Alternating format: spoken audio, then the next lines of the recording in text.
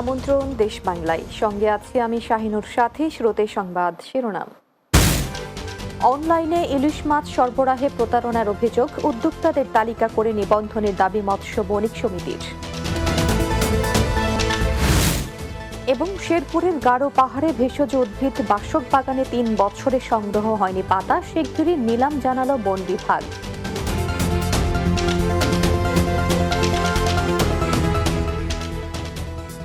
শুনছিলেন শিরোনাম, এবারে বিস্তারিত।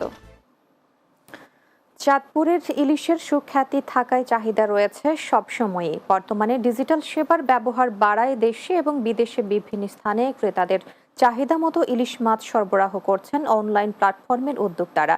তবে কিছু প্রতারক চক্রের কারণে প্রকৃত উদ্যোক্তাদের ব্যবসায়িক সুনাম ক্ষতিগ্রস্ত হচ্ছে। অনেক ক্ষেত্রে প্রতারিত হচ্ছেন দেশি ও প্রবাসী ক্রেতারা।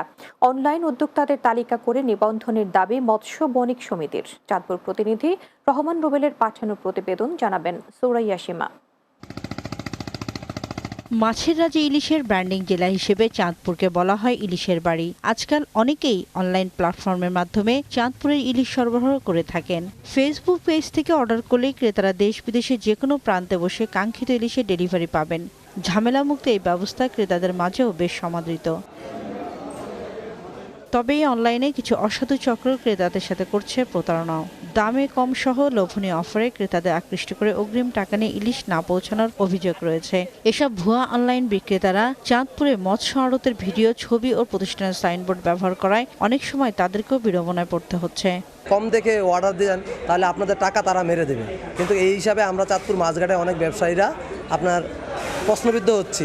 চাঁদপুর মাছঘাটে থাইকা আমরা নিজেদের গর্গ দিয়ে ব্যবসা করে আমরা মানুষের কাছে প্রশ্নবিদ্ধ হইতেছি, কারণ আমাদের ভিডিও ব্যবহার করে, আমাদের ছবি ব্যবহার করে তারা প্রতারণা করতেছে। ক্রেতাদের পাশাপাশি বিপাকে পড়ছে ইলিশ বিক্রির বৈধ অনলাইন উদ্যোক্তারা। প্রতারক চক্রের বিরুদ্ধে প্রশাসনকে ব্যবস্থা নেওয়ার দাবি তাদের। প্রতারকরা জাল পেতে বসছে যে মানুষকে ঠকানোর জন্য 50% অফ দিচ্ছে। এর ফলে প্রকৃত অনলাইন ব্যবসায়ী এরা আমাদের ব্যবসা করতে অনেক কষ্ট হচ্ছে। প্রশাসন যদি এ ব্যাপারে সঠিক দৃষ্টি দেয় তাহলে আমরা যারা সত্যিকারের ব্যবসায়ী আছি তারাও এই ক্ষেত্রে প্রতারিত হব না। প্রশাসন যদি এটা এখন কঠোরভাবে পদক্ষেপ নেয় তাহলে আমরা যারা সাধারণ ব্যবসায়ী আছি তারাও বাঁচবো এবং ক্রেতারাও এই প্রতারণা থেকে উদ্ধার হবে। গ্রাহকদের হয়রানি বন্ধে বৈধ বিক্রেতাদের তালিকা দেওয়া হয়েছে প্রশাসনের কাছে, জানালেন জেলা মৎস্য বণিক সমিতির এই নেতা। অনলাইন উদ্যোক্তাদের নিবন্ধনের দাবি জানানো হয়েছে। মৎস্য বণিক সমিতি লিমিটেডের অধীনস্থ যারা অনলাইন ব্যবসায়ী আছে আমরা সেই তালিকা জেলা পুলিশের কাছে দিয়েছি এবং ভোক্তা অধিকার সংরক্ষণ অধিদপ্তরের কাছে দিয়েছি। প্রতারকদের বিরুদ্ধে আইনানুগ ব্যবস্থা নেওয়ার কথা জানিয়েছে পুলিশ প্রশাসন। যারা ইলিশ মাছ কিনবেন তারা এই প্রতারিত যাতে না হয় সেই জন্য আমরা আমাদের পেজে তাদের 41টি অরিজিনাল পেজ আমরা খুঁজে বের করেছি এবং সেগুলো আমাদের পোস্টেও দিয়েছি। আমরা একটা কথাই বলবো, যদি এখান থেকে কেউ ইলিশ মাছ কিনেন তাদের প্রতারিত হওয়ার সম্ভাবনা কম। Desk report, Bangla TV. সুফল প্রকল্পের আওতায় শেরপুরের গারো পাহাড় জুড়ে তৈরি করা হয়েছে ভেষজ উদ্ভিদ বাসক পাতার বাগান। কিন্তু দীর্ঘ 3 বছরের বেশি সময় পার হলেও গাছ থেকে পাতা সংগ্রহের কোনো উদ্যোগ নেই বন বিভাগের। বাগানে অংশগ্রহণকারীরা জানান, সঠিক সময়ে পাতা সংগ্রহ না করার ফলে তা ঝরে পড়ছে। এদিকে বন বিভাগ জানিয়েছে শিগগিরই নিলামের মাধ্যমে বাসক পাতা সংগ্রহ শুরু হবে। শেরপুর প্রতিনিধি মোহাম্মদ নাইম ইসলামের প্রতিবেদন, জানাচ্ছেন মাসুদ রানা। শেরপুরে গারো পাহাড়ের শ্রীবদ্দী, ঝিনাইগাতি ও নালিতাবাড়ি উপজেলার সীমান্ত জুড়ে ভেষজ উদ্ভিদ বাসক পাতার বাগান। সুফল প্রকল্পের নামে টেকসই বনায়ন জীবিকায়ন প্রকল্পের আওতায় গারো পাহাড়ের 3 রেঞ্জে 6580 একর জমিতে বাগান করা উদ্যোগ নেয় বন বিভাগ। এতে রোপণ করা হয় দেশীয় বৃক্ষ, ফল ও ঔষধি সহ 60 প্রজাতির প্রায় 50 লাখ গাছ। এর মধ্যে ভেষজ উদ্ভিদ বাসক পাতার বাগান ইতিমধ্যে পাহাড় জুড়ে ছেয়ে গেছে। বাগানে অংশগ্রহণকারীরা বলছেন, যথাসময়ে ভেষজ উদ্ভিদ বাসক পাতা সংগ্রহ না করার ফলে তা ঝরে পড়ছে। গারো পাহাড়ে অনেক বাসক পাতা চাষ হয়েছে, এটি 1 বছর পরে উঠানোর কথা, কিন্তু এখনো উঠাচ্ছে না। বিভিন্ন ওষুধ কোম্পানির কাছে বাসক পাতা বিক্রি করলে স্থানীয় বাগানে অংশগ্রহণকারীরা লাভবান হবেন। তাদের দাবি, এই বিষয়ে কার্যকর পদক্ষেপ নেওয়া হোক। খুব সম্ভাবনাময় একটি শিল্প, এখানে পাতা আহরণের দ্রুত ব্যবস্থা করা হলে এখানে স্থানীয় লোকজনের কর্মসংস্থান হবে এবং সরকারও রাজস্ব পাবে। দ্রুত নিলামের মাধ্যমে পরিপক্ক বাসক গাছ থেকে পাতা বিক্রি উদ্যোগ নেওয়া হচ্ছে বলে জানালেন স্থানীয় বন বিভাগের এই কর্মকর্তা। বর্তমানে বাগানগুলো হচ্ছে গ্রোথ খুবই সন্তোষজনক অবস্থায় আছে এবং হচ্ছে বিক্রির অবস্থায় আছে। সামনে হচ্ছে যে টেন্ডারের মাধ্যমে বাসক গাছগুলো বিক্রয়ের মাধ্যমে অর্থ সংগ্রহের প্রক্রিয়া চলমান আছে। টেকসই বন ও জীবিকা সুফল প্রকল্পের আওতায় 2019-20, 2020-21 ও 2021-22 অর্থ বছরে বালি, ঝুড়ি, রাঙ্গাটিয়া ও মধুটিলা রেঞ্জের আওতায় 245 হেক্টর জমিতে বাসক পাতার গাছ লাগানো হয়। Desk report, Bangla TV. তীব্র দাবদাহ ও হিট স্ট্রোক থেকে রক্ষা পেতে বাংলাদেশ ছাত্রলীগ ও সমাজ কল্যাণ মন্ত্রী ডাক্তার দীপমণির নির্দেশনায় খেটে খাওয়া দিনমজুর ও পথচারীদের মাঝে ক্যাপ, খাবার, স্যালাইন ও সুপেয় পানি বিতরণ করা হয়েছে। চাঁদপুর শহরের শপথ চত্বর ও আশপাশের এলাকায় 5 শতাধিক রিকশা চালক, ভ্যান চালক, দিনমজুর ও পথচারীদের মাঝে ক্যাপ, খাবার, স্যালাইন ও সুপেয় পানি বিতরণ করেন চাঁদপুর পৌর ছাত্রলীগের যুগ্ম আহ্বায়ক আরাফাত সানি।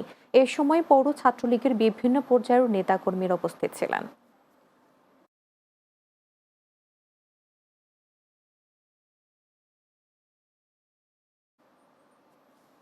দেশ বাংলায় নিচ্ছি বিরতি। ফিরে আসার পর অন্যান্য সংবাদের সাথে আরো যা থাকছে। স্মার্ট ভূমি সেবা, স্মার্ট নাগরিক এই স্লোগানে দেশের বিভিন্ন স্থানে পালিত হচ্ছে ভূমি সেবা সপ্তাহ। পিরোজপুরে ক্ষতিগ্রস্তদের মধ্যে চেক বিতরণ।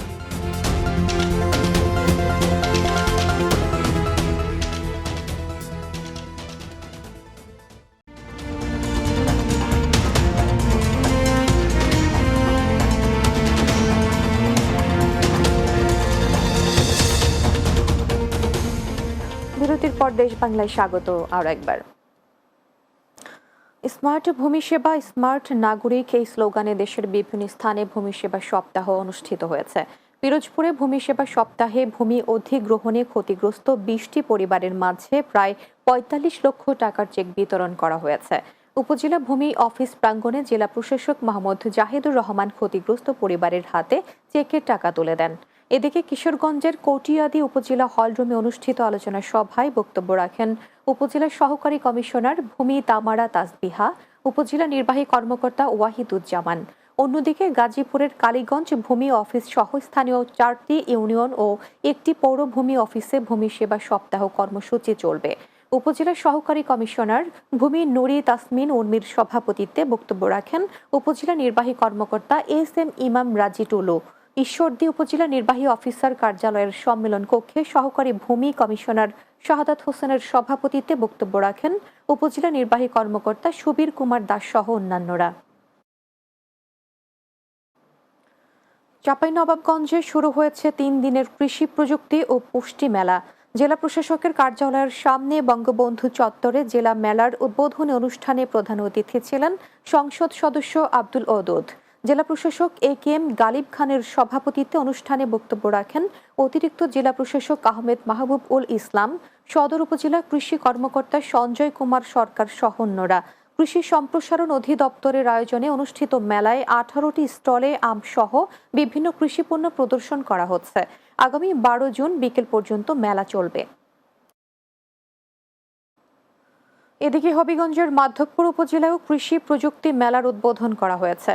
উপজেলা কৃষি সম্প্রসারণ অধিদপ্তরের আয়োজনে র্যালি শেষে ফিতা কেটে মেলার উদ্বোধন করা হয়। উপজেলা কৃষি কর্মকর্তা সজীব সরকারের সভাপতিত্বে উদ্বোধনী অনুষ্ঠানে প্রধান অতিথির বক্তব্য রাখেন উপজেলা নির্বাহী কর্মকর্তা এ.কে.এম. ফয়সাল। মাধবপুর পাইলট উচ্চ বিদ্যালয় মাঠে আয়োজিত কৃষি প্রযুক্তি মেলায় আরও বক্তব্য রাখেন প্রাণী সম্পদ কর্মকর্তা ডক্টর আহমদ সাত্তার বেগ, চৌমোহনী ইউপি চেয়ারম্যান মাহবুবুর রহমান সোহাগ সহ আরও অনেকে। ব্রাহ্মণবাড়িয়ার সরাইলে 42 ভূমিহীন পরিবারের জন্য ভূমির দাবিতে মানববন্ধন অনুষ্ঠিত হয়েছে। উপজেলার অরুওয়াইল ইউনিয়নের মোহনলাল মন্দিরের সামনে মানববন্ধন অনুষ্ঠিত হয়। মানববন্ধনে শ্রী শ্রী মোহনলাল আখড়া মন্দিরের সভাপতি বেনি মাধব রায়ের সভাপতিত্বে বক্তব্য রাখেন জাতীয় হিন্দু মহাজোটের জেলার সভাপতি জয়শঙ্কর চক্রবর্তী, উপজেলা পূজা উদযাপন পরিষদের ভারপ্রাপ্ত সভাপতি দেবদাস সিংহ রায়, সাধারণ সম্পাদক ঠাকুরধন বিশ্বাস সহ অন্যান্যরা। এ সময় বক্তারা ভূমিহীন ও গৃহহীন এই 42 পরিবারকে মাথা গোঁজার ঠাঁই করে দিতে আশ্রয়ন প্রকল্প সহ বিভিন্ন প্রকল্পের মাধ্যমে ব্যবস্থা করে দিতে সরকারের সুদৃষ্টি কামনা করেন। বান্দরবানে মৎস্য সম্পদ বৃদ্ধির লক্ষ্যে জেলা পর্যায়ের স্টেক হোল্ডারদের নিয়ে কর্মশালা অনুষ্ঠিত হয়েছে। জেলা মৎস্য অধিদপ্তরের আয়োজনে জেলা পরিষদ হলরুমে কর্মশালা অনুষ্ঠিত হয়। এতে প্রধান অতিথি ছিলেন বান্দরবান পার্বত্য জেলা পরিষদের চেয়ারম্যান ক্যাশইলা। এ সময় পার্বত্য চট্টগ্রাম অঞ্চলে মৎস্য সম্পদ উন্নয়ন প্রকল্পের উপপ্রকল্প পরিচালক মোহাম্মদ টিপু সুলতান, পার্বত্য জেলা পরিষদের মুখ্য নির্বাহী কর্মকর্তা মোহাম্মদ মাসুম বিল্লাহ, সহকারী পুলিশ সুপার মোহাম্মদ আমজাদ হোসেন সহ সরকারি বিভিন্ন প্রতিষ্ঠানের ঊর্ধ্বতন কর্মকর্তা এবং বিভিন্ন উপজেলা থেকে আগত মৎস্য চাষিরা উপস্থিত ছিলেন। কিশোরগঞ্জে হরিজন যুব কল্যাণ পরিষদ ফুটবল টুর্নামেন্টের ফাইনাল খেলা অনুষ্ঠিত হয়েছে। কিশোরগঞ্জ হোসেনপুর উপজেলার ঢেকিয়া খেলার মাঠে ফাইনাল খেলার আয়োজন করা হয়। খেলায় প্রধান অতিথি ছিলেন প্রধানমন্ত্রীর বিশেষ সহকারী কৃষিবিদ মশিউর রহমান হুমায়ুন। বাসফোর যুব কল্যাণ পরিষদের আয়োজনে কিশোরগঞ্জ বাসফোর মিলন দেব স্মৃতি ফুটবল একাদশ বনাম কুমিল্লা বাসফোর একাদশ ফাইনাল খেলায় অংশ নেয়। খেলার নির্ধারিত সময়ে দুই দলের গোল শূন্য হলে টাই ব্রেকারে কুমিল্লা বাসফোর একাদশ চ্যাম্পিয়ন হয়। এ সময় হোসেনপুর উপজেলা চেয়ারম্যান মোহাম্মদ সোহেল মিয়া, উপজেলা নির্বাহী অফিসার অনিন্দ মণ্ডল সহ বিভিন্ন পর্যায়ের নেতৃবৃন্দ উপস্থিত ছিলেন।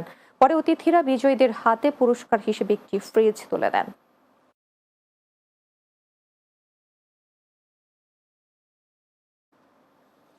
শেষ করব দেশ বাংলা, যাবার আগে শিরোনামগুলো আরো একবার।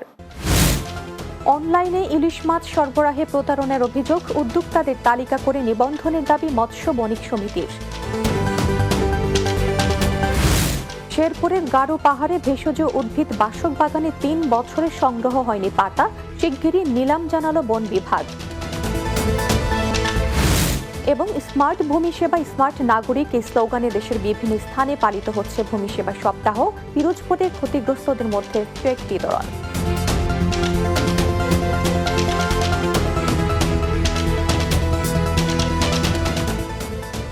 দর্শক, এই ছিল দেশ বাংলায়। আমাদের পরের সংবাদ বিকেল 4:30 দিনের বাংলা দেখার আমন্ত্রণ রইল। এতক্ষণ সঙ্গে থাকার জন্য ধন্যবাদ সবাইকে।